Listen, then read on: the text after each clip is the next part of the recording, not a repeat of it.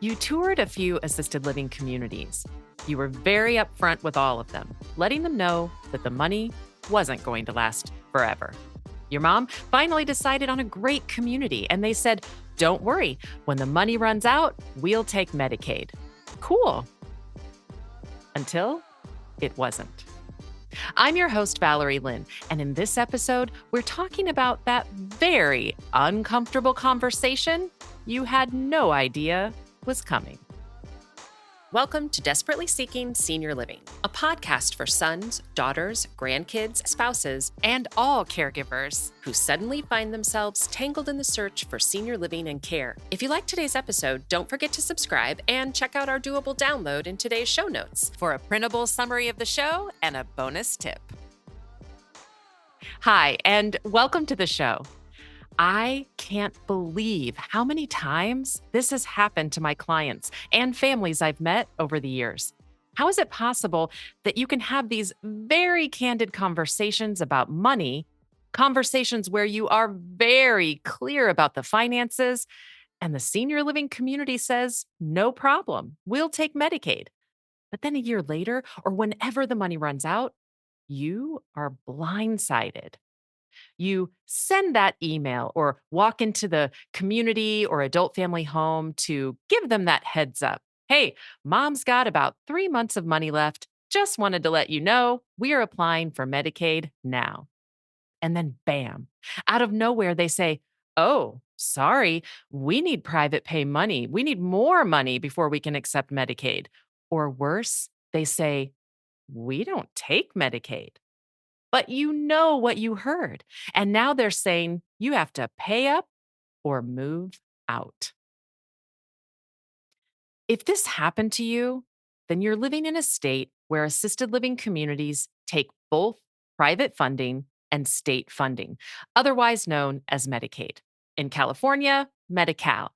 In Texas, Star Plus. And in Tennessee, they call it 10 Care Choices. So your state may have a different name for Medicaid, but it's all the same concept. The government is paying for long term care. So be sure to Google Medicaid for elderly long term care housing in your state, and that should get you to your state's program. Now, this episode is not a detailed Medicaid episode, but I will put some links in show notes for more information about the Medicaid program. And Medicaid is not Medicare, two completely different things. Today's episode is about the concept of Medicaid, why families are facing these situations, and what you can do about it. I worked with a family who hired me to find a new assisted living for their spouse, but their spouse was already living in a community and they were happy. So why did he need me? Well, about 2 years earlier, he toured the community, and when he asked about money, he was told that the community would accept Medicaid after 2 years of private funding. So here he was about 2 years later and thousands of dollars later, very close to exhausting the money he had set aside for his wife's care. And he was now being told by the community that they're not sure who told him that or why, but it wasn't true. They didn't even have a Medicaid contract. Can you imagine what was going through his mind? I can tell you, he was furious and worried and stressed. But no matter how much he protested, it didn't change the situation. And now he needed to move his wife. A son moved his mom into an adult family home that assured him they would take Medicaid, no problem. And I was sitting right there next to him in that meeting. He was my client. He was moving out of an assisted living facility that could no longer meet his mother's needs after telling him there wasn't any care they couldn't handle. So let's just say he was already a little upset with the senior living industry. And honestly, that's a story for a whole nother episode. But okay, back to Medicaid. I was sitting there in the meeting with the adult family home, and I heard the provider say, "Yes, we take Medicaid." And I confirmed, "Yes, you take Medicaid?" And they said, "Yes, they do." And almost exactly 1 year after moving his mom in and spending the remainder of her private funds, She was now on Medicaid, and he called me. The home had taken his mom to the hospital and then refused to readmit her, stating they couldn't meet her needs. He was so confused. And after everything he had already gone through a year earlier, he was furious. I was confused. I called the home, never getting a response. He said he had visited his mom regularly and he didn't see any significant health changes. So, why was this happening again? Story after story. Another client, a daughter and I, sat in the community tour guide office. They told us that they were in the last steps of getting approved for Medicaid, and they expected their license long before her mom's 2 years of private funding would run out. In fact, they said any day now. And guess what phone call I got in 2 years? The community not only never got their Medicaid license, but they never told my client until almost all her mom's money was gone. So, why is this happening? How is this even possible? Many families report being told that the person who made these promises was mistaken or no longer with the company, so the community couldn't really give them any answers. So, one reason this could be happening is that some communities will say they take Medicaid, no problem, but in fact, they actually only have a small number of apartments with licenses. So, I'll say that again. The community will say, yes, we take Medicaid, but they may only have 10 licenses available. So, let's talk about this for a minute. We don't have a crystal ball. And with only a limited number of licenses, there's no way the community can guarantee that one of those licenses is going to be available when your loved one needs it. But they're saying, yes, we take Medicaid, no problem. So now this is where you might see a responsible community changing their Medicaid spend down requirement. And you'll want to check out episode 129 for more about the Medicaid spend down. But basically, it's how many months or years of private funding a community requires before accepting Medicaid. So, communities with a limited number of licenses may need to change their spend down requirements based on how many of their residents they anticipate are going to need Medicaid in relation to how many of those licenses they have. So, this is why maybe your friend recommends a community.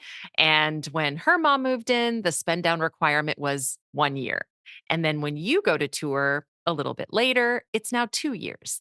This is a good thing. This shows that the community is trying to make sure they can accommodate their residents' financial needs. Now, many professionals and families, including my client whose mom was sent out to the hospital and not allowed to return, speculate that some communities or adult family homes are just wanting move ins and money and hoping that they never get to that Medicaid conversation. Or worse, they are knowingly taking private funds, fully expecting to have to give a 30 days notice when the money runs out, asking the family to move. I had one family that ended up having to move after only 3 months. They only had 3 months of private funding. But I hope this isn't the case. I hope that communities and adult family homes are not doing this knowingly. But then on the other hand, how can so many families hear the promises wrong? I don't know. Now, I want to pause here and I want to be very clear. There are some states where this move that we're talking about, once you need Medicaid, is the only option. You actually spend your private funds at a community, and when the money runs out, your only option is Community B, or it might be a skilled nursing facility. So let me say that again. In some states, there is only one housing option when your loved one needs Medicaid. But what we are talking about today is happening in states where families have lots of options, and they would have made a different choice if they knew their mom's community wasn't going to take Medicaid when the time came. So, what are you supposed to do about this? What can you do to make sure that you're being told correct information? First, ask to see the community's Medicaid license or ask for their license number and then verify it online. You can do this in most states. This is going to help you confirm that, in fact, they even have a Medicaid license. But I'm going to stop you there. There are some communities that used to take Medicaid, and then that particular community was bought by a new company that doesn't. And so, even though it might say online that the community takes Medicaid, it's possible that they're only taking Medicaid for those residents that they grandfathered in if they did that. So, checking online is one way to try to find out, but it's not foolproof. So, you want to make sure you confirm. And if the community doesn't produce a license, well, then you're pretty safe in knowing that they don't take Medicaid. Second, ask the community to sign a statement stating exactly what they're telling you they can do. If they're telling you that they will accept Medicaid in 2 years, ask them to write that in the agreement. Many families report that when communities have this uncomfortable conversation after the money runs out, the one where the community says, "Oops, sorry, don't know who told you that, but we don't take Medicaid right now." Families are saying that the community is producing a piece of paper that the family had signed when they moved in a year earlier, saying that the community doesn't take Medicaid, even though the family is very clear about what they were told. Which leads to the next tip. Be sure you get a copy of everything you sign. So have them put it in writing and get a copy. Now, if the community won't sign a statement that matches what they're telling you, then buyer beware. Just know that you may have to move when you didn't think you would have to, and make sure you have a plan B. Okay, so these are pretty straightforward tips. But what about my client whose mom was taken to the hospital and not allowed to return? Without knowing the details of her care, it was impossible for me to know the validity of the home's decision. But what you can do before move in is ask to see their disclosure of services. And this tip is great for really every situation. It's important to know what a community can and can't do when it comes to care. Then, if they say they can't provide the care, ask them to point to what care they're talking about. What are they saying your loved one needs that they can't provide? And then you can confirm this with your loved one's doctor. Even if you don't see it, is it still possible that your loved one's care needs have increased?